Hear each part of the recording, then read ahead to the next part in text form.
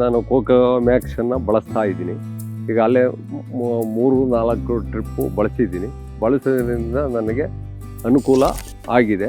ನಾನು ಇದರಲ್ಲಿ WhatsApp, Facebook ಮುಖಾಂತರ ನೋಡಿ ನಾನು ತಿಳ್ಕೊಂಡು ಇದನ್ನ ಒಂದು 100 ml ಹಾಕ್ತಾಯಿದ್ದೀನಿ. ಇದು ಚೆನ್ನಾಗಿ ರಿಸಲ್ಟು ಬರ್ತಾ ಇದೆ.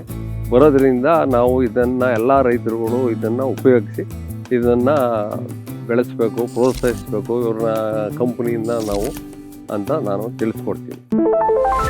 ಸರ್, ನನ್ನ ಹೆಸರು SK ಸೋಮಶೇಖರ, ಶ್ರೀರಾಮಪುರ ಗ್ರಾಮ, ಚುಂಚನಕಟ್ಟೆ ಹೋಬಳಿ, ಸಾಲಿಗ್ರಾಮ ತಾಲೂಕು ಪ್ಲಸ್ ಕ್ಯಾರನೂರು ತಾಲೂಕು, 2 ಅವಳಿ ನಗರ, ಮೈಸೂರು ಜಿಲ್ಲೆ.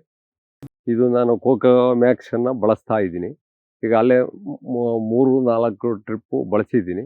ಬಳಸೋದ್ರಿಂದ ನನಗೆ ಅನುಕೂಲ ಆಗಿದೆ.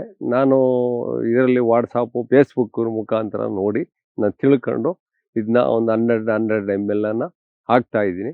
ಇದು ಚೆನ್ನಾಗಿ ರಿಸಲ್ಟು ಬರ್ತಾ ಇದೆ.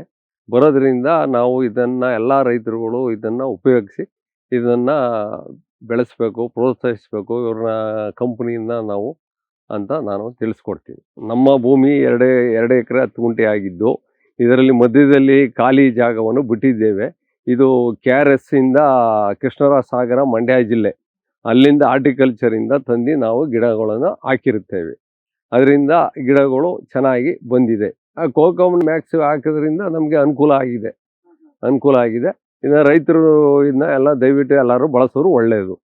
ಬುಡಕ್ಕೆ ನೀರು ಹಾಕಿ ನೀರಲ್ಲಿ ಮಿಕ್ಸ್ ಮಾಡಿ ಹಾಕ್ಬೋದು. ಅದು ಚೆನ್ನಾಗಿ ರಿಸಲ್ಟ್ ಬರ್ತಾ ಇದೆ. ಮಾರ್ನಿಂಗ್ ಯೂಸ್ ಮಾಡ್ತಾ ಇದ್ದೀವಿ. ಮುಂದೆನೂ ಚೆನ್ನಾಗಿ ಬರ್ತದೆ ಅಂತ ಕಾಣಿಸ್ತಾ ಇದೆ. ಮುಂದೆನೂ ಚೆನ್ನಾಗಿ ಬರ್ತದೆ. ಹೊಗೆ ಸೊಪ್ಪಿದೆ, ಟೊಬಾಕೊ ಇದೆ. ಟೊಬಾಕೋಗೆ ಇದನ್ನ ಆದಮೇಲೆ ಫಿಲ್ ಮಾಡಬೇಕು ಅಂತ ಮಾಡಿದ್ದೀವಿ. ಇನ್ನು ರೈತರುಗಳು ಹೆಚ್ಚಾಗಿ ಉಪಯೋಗಿಸೋರು ಒಳ್ಳೆಯದು ಅಂತ ನನ್ನ ಭಾವನೆ.